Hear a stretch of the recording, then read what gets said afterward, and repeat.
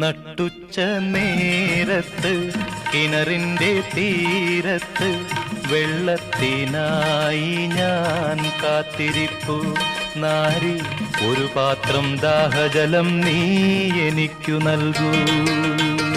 അയ്യയ്യോ നീയൊരു യൂതൻ, ഞാൻ ഇന്നൊരു ശമരായത്തി, ഞാൻ കോരിയ വെള്ളം തൊട്ടാൽ തീണ്ടലില്ലേ, ഞാൻ കോരിയ വെള്ളം തൊട്ടാൽ തീണ്ടലില്ലേ.